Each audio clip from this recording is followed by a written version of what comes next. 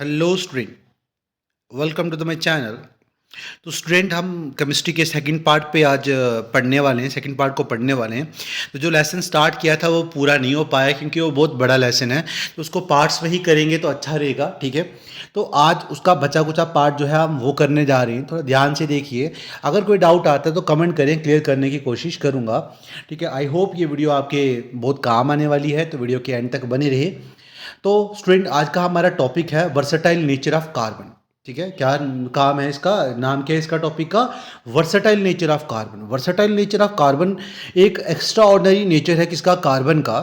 ठीक है, जिसकी वजह से कार्बन मिलियंस ऑफ कंपाउंड बना सकता है। मतलब कार्बन की बात करें तो अकेला केमिस्ट्री की हम तीन ब्रांचेस में पढ़ते हैं, ऑर्गेनिक, इनऑर्गेनिक और फिजिकल में।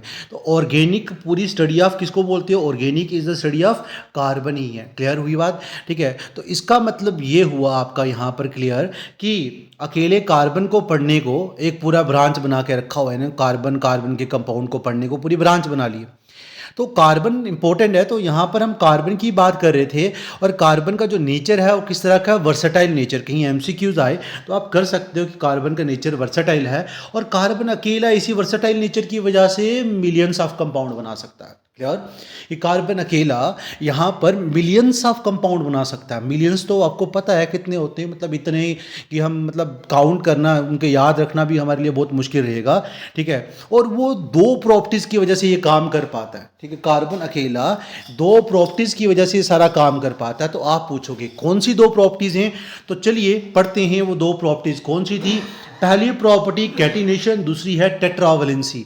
कैटिनेशन और टेट्रावलेंसी, कैटिनेशन और टेट्रावलेंसी, ये दो मेन प्रॉपर्टीज हैं। ये भी क्वेश्चन आ सकता है, name the two important property of a carbon. ठीक है, जिसकी वजह से कार्बन जो है मिलियंस ऑफ कंपाउंड बनाता है। वो दो प्रॉपर्टीज जो हैं वो किसकी हैं, कौन सी हैं कार्बन की?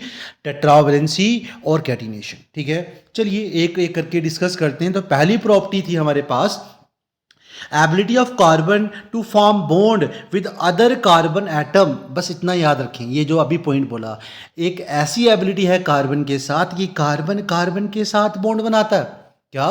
कि कार्बन कार्बन के साथ बॉन्ड बनाता है। ऐसी प्रॉपर्टी कि कार्बन कार्बन के साथ बॉन्ड बना के लंबी लंबी चेन्स बना सकता है। ठीक है, कार्बन कार्बन के साथ बॉन्ड बना के मतलब बहुत लंबी लंबी क्या बना सकता है? चेन बना सकता है बेशुमार कार्बन के साथ। तो अब अलग अलग नंबर ऑफ कार्बन आएंगे, अलग अलग कंपाउंड बनेंगे, किसी और के साथ भी बॉन्ड बना सकता है। तो ऐसे तो मिलियंस ऑफ कंपाउंड बन ही जाते हैं।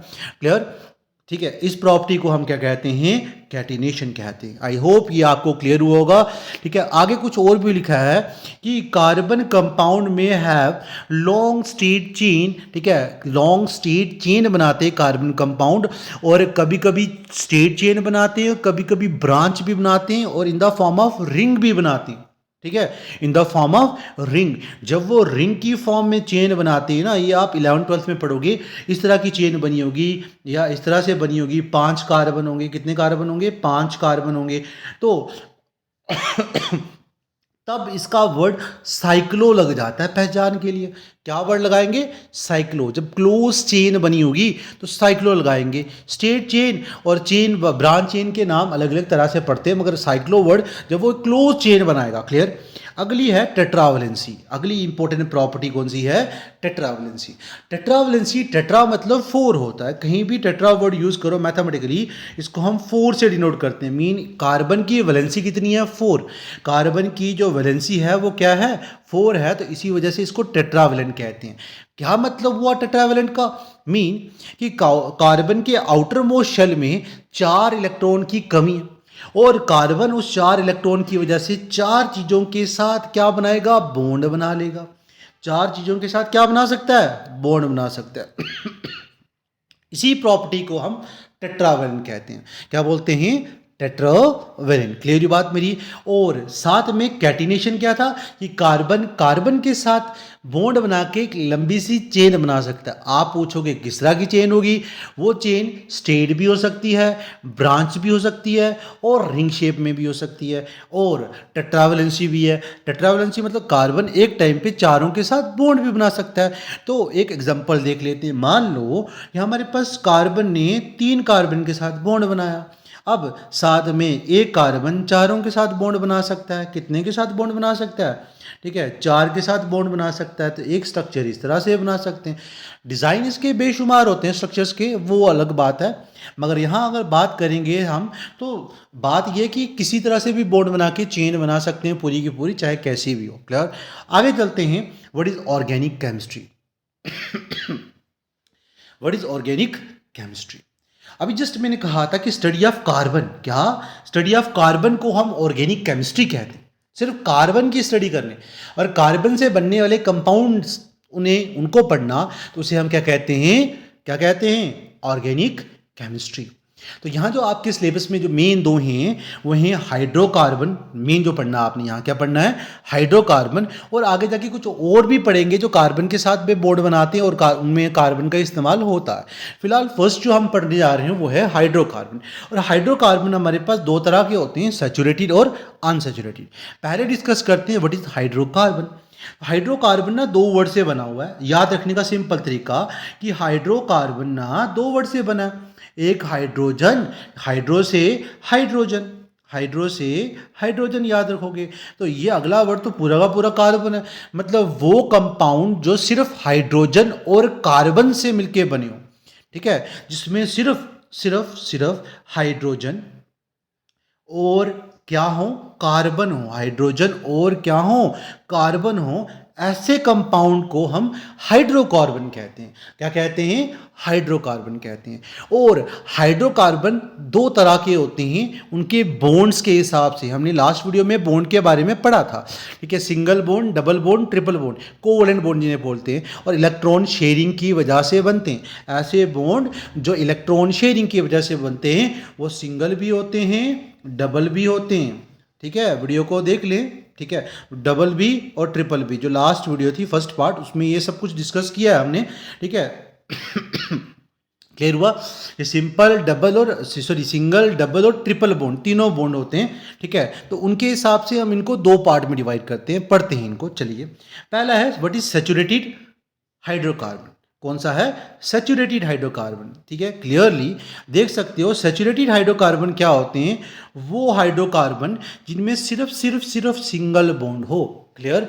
जिनके अंदर सिर्फ क्या पाया जाए? सिंगल बॉन्ड पाया जाए। कार्बन कार्बन के बीच में सिंगल बॉन्ड पाया जाएगा तो उसे क्या बोलोगे? Saturated hydrocarbon. Clear? Saturated hydrocarbon. ठीक है, और इनको एल्केन्स भी कहा जाता है। इनको क्या कहा जाता है? एल्केन्स। क्या कहा जाता है? एल्केन। इट मीन इनके नाम खत्म होंगे एन से। किसी का भी नाम अगर एन से खत्म हो रहा है इसका मतलब वो सैचुरेटेड हाइड्रोकार्बन है, सिंगल बॉन्ड बना है उसके अंदर। क्लियर? नाम से पता लगा सकते हो। क्लियर? चलिए, दे कंटेन सिंगल बॉन्ड। उसके बाद ये केमिकली इतने ज़्यादा रिएक्टिव नहीं होते हैं और ये शो करते हैं एडिशन रिएक्शन और सब्स्टिट्यूशन रिएक्शन। और इनका जर्नल फॉर्मूला CN क्या रहता है? CnH2n+2 where n is the number of carbon atom. I think ये क्लियर हो गया होगा। चलिए नेक्स्ट टॉपिक पे। अभी शायद इसकी कुछ प्रॉपर्टीज और होंगी, देखते हैं। कह रहा है their name and with ANE। बताया था इनका नाम खत्म होता है ANE से। इनका MPBP इंक्रीज करता है with increase in the molecular mass. जैसे जैसे मोलिकुलर मास बढ़ाओगे इनका मेल्टिंग पॉइंट भी और बॉइलिंग पॉइंट भी दोनों इंक्रीज होंगे। क्लियर? मॉलिकुलर मास बढ़ेगा मतलब मॉलिकुलर मास बढ़ेगा, MPBP भी बढ़ेगा, इंक्रीज होगा। आगे हायर मेंबर, ठीक है, जो शो करते हैं आइसोमेराइजेशन। पढ़ेंगे आगे क्या होता है, सब कुछ पढ़ेंगे। अल्केन यूज होते हैं एज अ फ्यूल, फ्यूल के तौर पे यूज होते हैं। और कौन सी alkane as a fuel use किए जाते हैं? मीथेन और इथेन। ये दो ऐसे अल्केन हैं जिनको एज अ फ्यूल यूज किया जाता है। ठीक है, चलिए, और ये होमोलोगस सीरीज भी बनाते हैं। क्लियर? चलिए आगे, अनसैचुरेटेड हाइड्रोकार्बन क्या होते हैं? क्या?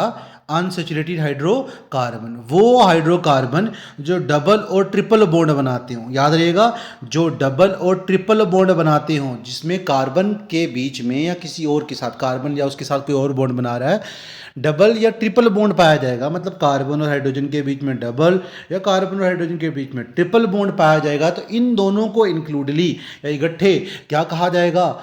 ठीक है, इकट्ठे क्या कहा जाएगा? Unsaturated hydrocarbon.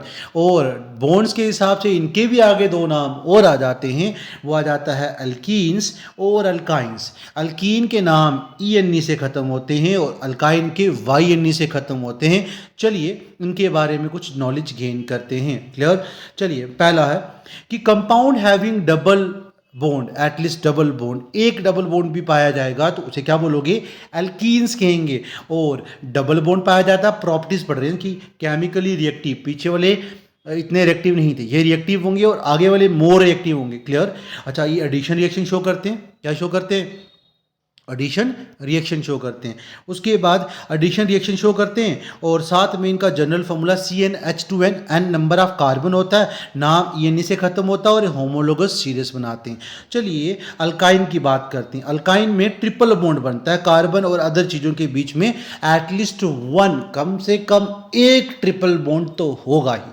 ठीक है? और इसकी अगर बात करें, ट्रिपल बॉन्ड पाया जाता है, केमिकली वेरी रिएक्टिव होते हैं, एडिशन रिएक्शन शो करते हैं, फॉर्मूला CnH2n-2 और नाम ई से और होमोलोगस सीरीज बनाते हैं। क्लियर? चलिए नेक्स्ट टॉपिक पे। अच्छा, नेक्स्ट टॉपिक आपका है इधर ही, वो है alcohol. What is alcohol? What is alcohol? ठीक है, सेकंड पार्ट।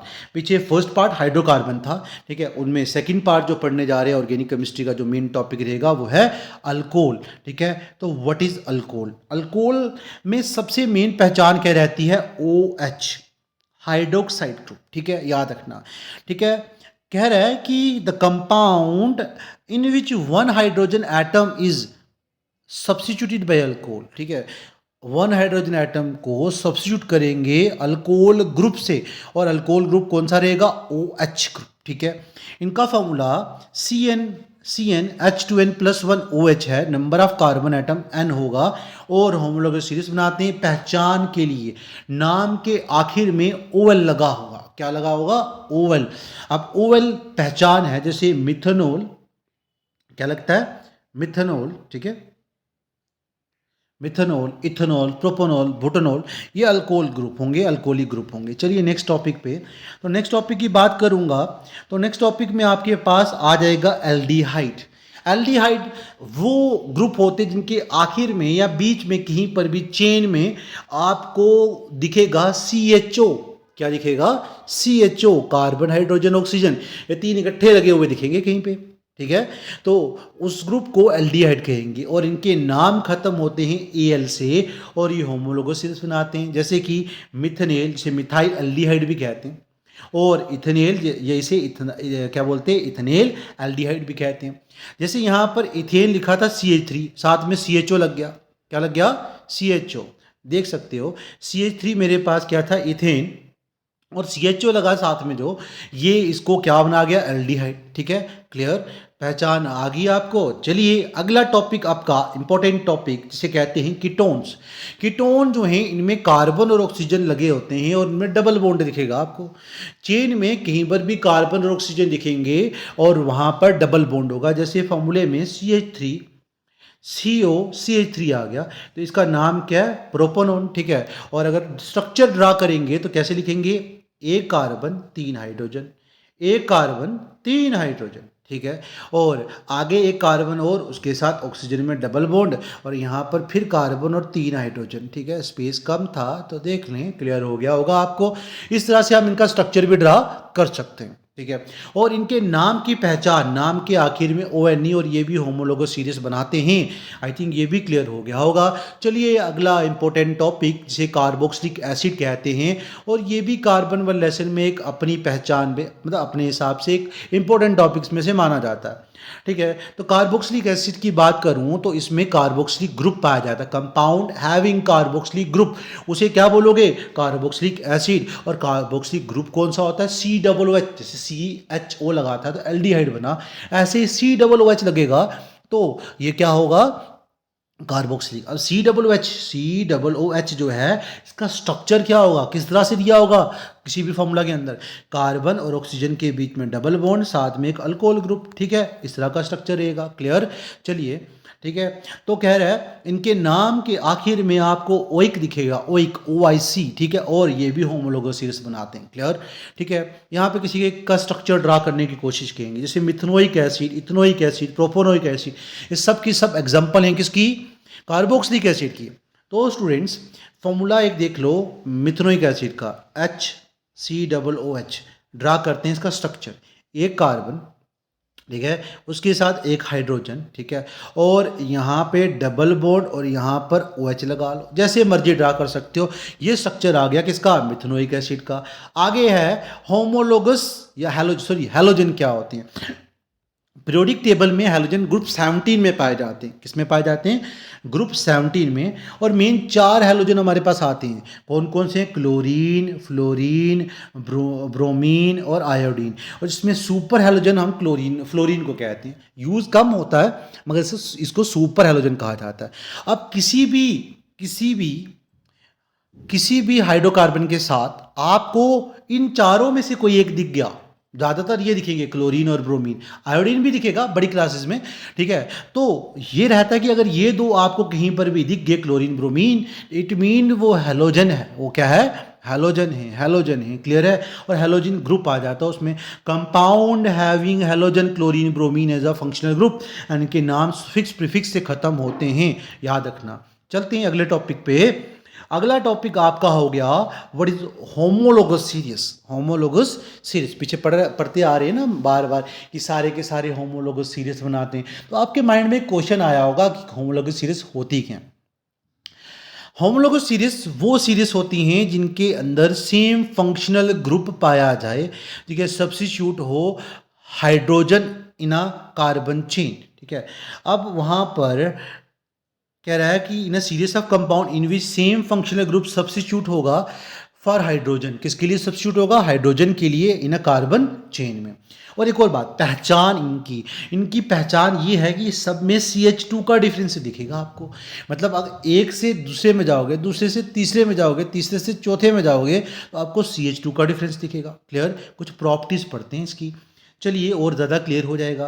कह रहा है ये होमोलोगस सीरीज बनाता है। क्या बनाता है ये, होमोलोगस सीरीज। सारे मेंबर इसके रिप्रेजेंट करते हैं जनरल फार्मूला, ठीक है, अपना। और टू नियरेस्ट मेंबर के बीच का डिफरेंस CH2 जस्ट अभी बताया था। और ऑल मेंबर, सारे के सारे मेंबर जो होते हैं ना series, have similar chemical properties. सबकी केमिकल प्रॉपर्टीज जो होंगी वो सिमिलर होंगी। मॉलिक्यूलर मास इंक्रीज करेगा किसमें, होमोलोगस सीरीज में। और ग्रेडेशन इन फिजिकल प्रॉपर्टी होगी आपके पास। MPVP भी इंक्रीज करते हैं मॉलिक्यूलर मास के साथ साथ में। अगला टॉपिक नोमेनक्लेचर। मतलब नोमेनक्लेचर का मतलब ये हुआ कि हम किसी चीज़ का अगर नाम देने की कोशिश करेंगे तो किस तरह से नाम देंगे, ठीक है। तो नोमेनक्लेचर में नाम देने का जो टेक्निक रहता है, हम प्रीफिक्सिंग और सफिक्सिंग से नाम देते हैं। या उसके पहले नाम लगा देंगे, कोई वर्ड लगा देंगे, और या उसके आखिर में वर्ड लगा देंगे। ग्रामर में तो आपने प्रीफिक्स फिक्स पढ़े होंगे, ठीक है। अगर उसके साथ एक कार्बन होगा तो मिथ 2 होंगे, तो ईथ 3 होंगे, तो उसके साथ प्रोप 4 होंगे, तो ब्यूट या बट जो मर्जी कहो। और अगर 5 होंगे तो पेंट, 6 होंगे तो हेग्स, 7 होंगे तो सेप्ट, 8 ओक्ट, 9 नियोन। ऐसे करके काउंटिंग चलती है, जो काउंटिंग आपने पहले भी पढ़ी होगी, ठीक है। और कुछ चीज़ें जो आप पीछे पढ़ के आए हो उनको रिवाइज कर लेते हैं। जो एल्केन्स होते हैं उनके नाम, ANE से एल्कीन के, ENE से एल्काइन के, YNE से कीटोन के, ONE से कार्बोक्सिलिक, OX से एल्डिहाइड, AL से एल्कोहल, OL से ख़त्म होते हैं। अगर साथ में कहीं पे हैलोजन लग जाए तो क्लोरो ब्लोरो करके आते हैं नाम उनके साथ में, ठीक है। इस तरह से प्रीफिक्स फिक्स करके हम उनके नाम दे सकते हैं। क्लियर। तो स्टूडेंट अगला टॉपिक है कंबक्शन। व्हाट इज कंबक्शन, ठीक है। तो कंबक्शन की बात करें तो कंबक्शन होता है बर्निंग, ठीक है, किसी चीज़ का जलना। और जलने से हीट भी मिलेगी, लाइट भी मिलेगी, और साथ में फ्री में कार्बन डाइऑक्साइड, ठीक है, याद रहेगा।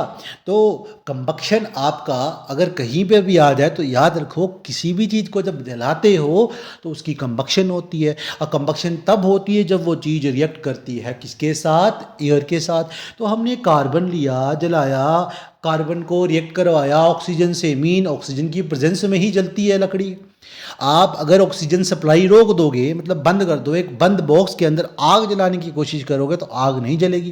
क्यों, क्योंकि कार्बन तभी जलेगा जब उसे ऑक्सीजन मिलेगी, ठीक है। और ये जलते हैं तो कार्बन डाइऑक्साइड तो निकलती है, हीट भी निकलती है और लाइट भी निकलती है, तो इसी तो कंबक्शन कहते हैं, ठीक है। ये तो पहले से पता था आपको, ठीक है। उसके बाद सैचुरेटेड हाइड्रोकार्बन जब जलते हैं तो क्या पहचान है? तो तब आपके पास क्लीन ब्लू नॉन सूटी फ्लेम निकलेगा। याद रखना, अगर आपने आग लगाई है, जला रहे हो, जैसे गैस पे आपकी ब्लू लाइट निकलती है, ठीक है, और लकड़ी जलाते हो तो येलो लाइट निकलती है। इट मीन कि जब ब्लू लाइट होगी तो ब्लू लाइट में कार्बन के particles, unburn carbon particle release नहीं होते। ये एक एट्थ के बुक का कंसेप्ट है, याद रखना, एट्थ की साइंस का कंसेप्ट है कि अगर येलो लाइट निकल रही है डैट मीन जो कार्बन पार्टिकल हैं वो पूरी तरह जले नहीं हैं, मतलब अनबर्न कार्बन पार्टिकल निकल रहे हैं और पोल्यूशन क्रिएट कर रहे हैं। अगर ब्लू लाइट है तो इसका मतलब पोल्यूशन कम हो रहा है और वो पार्टिकल पूरी तरह जल रहे हैं, ठीक है। और सैचुरेटेड होंगे तो नॉन ब्लू कलर रहेगा और अनसैचुरेटेड होंगे तो येलो सूटी फ्लेम होगा। क्लियर? याद रखना। चलते हैं थोड़ा सा अगले टॉपिक पे। तो स्टूडेंट, अगला टॉपिक हमारा क्या था? Substitution reaction. क्या था? सब्स्टिट्यूशन रिएक्शन क्या होता है? सब्स्टिट्यूशन रिएक्शन होता है स्टूडेंट कि मतलब वो नहीं तो कोई और सही, ठीक है। मतलब कि अगर यहाँ पर क्लोरीन का काम ना चलता हो या क्लोरीन काम ना करता हो तो उसकी जगह किसी और को यूज़ कर लो, वो भी सब्स्टिट्यूट कहते हैं, ठीक है। तो एक और बात कह सकते हैं यहाँ पर कि जैसे यहाँ से कोई एक अपनी जगह को चेंज कर रहा है, मतलब एक हाइड्रोजन ने अपनी जगह चेंज की, रिप्लेस किया, तो उसकी जगह किसने ले ली? क्लोरीन ने, ठीक है। याद रखना, यहाँ लिख कर बता देता हूँ, CH4 था और Cl2 था, मतलब यहाँ चार में से एक हाइड्रोजन इसके साथ चला गया तो इधर बन जाएगा HCl, हाइड्रोक्लोरिक एसिड, ठीक है। मतलब हाइड्रोजन की जगह को यहाँ से दो क्लोरीन थे, एक इधर आ गया तो हाइड्रोजन की जगह कौन ले गया? क्लोरीन ले गया, ठीक है। क्लियर बात मेरी? तो क्लोरोमीथेन बन गया। तो इस तरह से सब्स्टिट्यूशन रिएक्शन पड़ी जाती है। आगे कैटलिस्ट। कैटलिस्ट क्या होते हैं? कैटलिस्ट वो हुए जो रिएक्शन की रेट को या तो बढ़ाएं या तो रिएक्शन की रेट को घटाएं, उसे कैटलिस्ट कहते हैं, ठीक है। चेंज करते हैं, जो अल्टर करते हैं किसकी? रेट को, रिएक्शन के। कैटलिस्ट बहुत इंपॉर्टेंट होते हैं, बायोलॉजिकली भी, केमिकली भी। हमारी बॉडी में अगर कैटलिस्ट ना हो, एंजाइम्स ना हो, तो हमारे खाने को डाइजेस्ट होने में कई साल लग जाते हैं, ठीक है। इसलिए कैटलिस्ट हमारी बॉडी में इंपॉर्टेंट है। इसी तरह से रिएक्शन को होने में भी टाइम लगेगा, तो हमें उस बीच में क्या डालना पड़ता है? कैटलिस्ट, ताकि रिएक्शन जो है वो थोड़ी जल्दी हो जाए। क्लियर? ठीक है। यहाँ पे निकल का इस्तेमाल किया गया, ठीक है। आगे है फ्लेम। फ्लेम तो होता ही है, आपको पता भी है, प्रोड्यूस्ड होते हैं जब वोलाटाइल गैसेस सब्सटेंस वेपराइज होते हैं और बर्न होते हैं।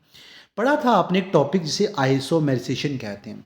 What is आइसोमेरिसेशन? आइसोमेरिसेशन एक कंपाउंड है जो एग्जिस्ट करता है 2 और मोर डिफरेंट फॉर्म में। जब वो एग्जिस्ट किस में करता है? दो या दो से ज़्यादा डिफरेंट फॉर्म में, और इसे आइसोमेरिसेशन कहते हैं, ठीक है। जब वो चीज़ दो या दो से ज़्यादा फॉर्म में पाया जाए, ज़्यादा पढ़ने की ज़रूरत नहीं है इसके बारे में, इतना ही पढ़ा। और अगला है इंपॉर्टेंट टॉपिक जिसे इथेनॉल या इथाइल अल्कोहल कहते हैं। फॉर्मूला है C2H5OH या CH3CH2OH। फॉर्मूला याद रखें, काम आएगा। उसके बाद ये कलरलेस लिक्विड होता है रूम टेम्परेचर पे, मेल्टिंग पॉइंट भी दिया है, बॉइलिंग भी दिया है, और कॉमनली ये अल्कोहल की फॉर्म है। और अल्कोहल का टेस्ट कैसा होता है? बर्निंग टेस्ट, ठीक है। और ये सोल्यूबल होता है इन ऑल प्रोपोर्शन में। और 5% अल्कोहल को, क्या बोला मैंने कि 5, एक और इंपॉर्टेंट टॉपिक ये रहेगा आपका, 5% अल्कोहल अगर वाटर में डाल लो तो स्पिरिट का काम करता है, ठीक है। बाकी इसकी केमिकल रिएक्शन आपके काम में आने वाली नहीं है, ठीक है। तो अगला टॉपिक है आपका इथेनोइक एसिड। इसको आप एसिडिक एसिड भी कहते हो, ग्लेशियल एसिड भी कहते हो, और क्योंकि ये सर्दियों में जम जाता है। ग्लेशियल एसिड कहने का मेन मकसद ये था कि ये सर्दियों में जाम हो जाता है, जम जाता है, इसी वजह से इसको ग्लेशियल एसिड कहते हैं। तो उसकी कुछ और प्रॉपर्टीज थी, वो पढ़ते हैं। तो आगे चलते हैं भाई। क्या है ये? वीक एसिड होते हैं। क्या होते हैं वीक एसिड? और किसके फॉर्म में पाए जाते हैं? कार्बोक्सिलिक ओइक से खत्म होंगे नाम, तभी नाम पड़ा इथेनोइक ओइक, ठीक है, याद रखेगा। और 5 to 8% solution of acidic acid in water, 5 से 8% सोल्यूशन को पानी में डालोगे ना तो विनेगर बन जाएगा भाई साहब, ठीक है। और मेल्टिंग पॉइंट 290 केल्विन है, और सोलेबल इन वाटर है, और सोर इन टेस्ट, खट्टा होता है टेस्ट में। क्लियर? तो ये तो यहाँ तक कंप्लीट हुआ। तो देखते हैं कुछ और टॉपिक बचा है तो वो भी कर लेते हैं। ठीक है। तो आज ये लेसन पूरा ख़त्म ही करके चलेंगे। तो हम बात करते हैं सोप का। सोप ना सोडियम पोटाशियम साल्ट की लॉन्ग चेन होती है, याद रखें। और सोप के बारे में दो चीज़ें और याद रखनी है। एक सोप मॉलिक्यूल के दो पार्ट होते हैं, one is head and other is tail. एक हेड होता है और एक टेल। हेड जो होता है ना, इसका ये हेड जो मैं बना रहा हूँ, ये हेड जो है ये हाइड्रोफिलिक होता है। हाइड्रोफिलिक मीन वाटर लविंग, ठीक है, मतलब पानी की तरफ अट्रैक्ट होता है। और जो टेल होती है ना, ये हाइड्रोफोबिक होती है। क्या होती है? हाइड्रोफोबिक। क्या होगी? हाइड्रो हाइड्रोफोबिक, ठीक है। फोबिया, फोबिक, पानी से डर, दूर भागेगी भाई, तो कचरे के साथ, मैल के साथ, गंदगी के साथ जाके अटैच हो जाएगी, ठीक है। और ये सोप जो है वो चीज़ों को साफ कैसे करता है? By making a micelle. क्या बनाता है वो? मिज़ल बनाता है भाई साहब। मिज़ल क्या होता है कि दाग के साथ में जो भी दाग पाया जाएगा उसके साथ टेल अटैच हो जाती है, क्योंकि टेल तो होती है वाटर से दूर जाएंगी और दाग के साथ अटैच हो जाएंगी। और हेड जो है उस दाग को किधर खींचेगा? Toward the water. जब पानी से कपड़े को बाहर निकालोगे तो हेड जो है अपने आप को पानी की तरफ अट्रैक्ट करेंगे और दाग भी खींचा हुआ साथ में चला जाएगा। तो इस तरह से कपड़े साफ होते हैं। बात करते हैं last topic of this lesson, detergent. Detergent और जो सोप है ना, इनका साफ़ करने का तरीका सेम है, बस थोड़ा सा डिफरेंस है। और यहाँ एक इंपॉर्टेंट पार्ट आपका एक आएगा जो आपको काम आने वाला है एमसीक्यूज़ के लिए। तो डिटर्जेंट एक ammonium sulphonate salt of long chain है, ये याद रखें। तो क्लीनिंग एक्शन इसका सेम है। और एक और बात, detergent do not form scum in hard water. ये इंपॉर्टेंट पॉइंट है, एमसीक्यू बड़ी बार पूछा गया इसके ऊपर कि सोप या डिटर्जेंट में से कौन सा है जो स्कम नहीं बनाता है भाई साहब हॉट वाटर में? तो वो कौन सा था? डिटर्जेंट था। और ये लेदर बनाने में काम आता है, ये भी पूछा गया किसी एग्जाम में, मैंने देखा है। तो thank you for watching this video. Subscribe करना ना भूलें, शेयर करें।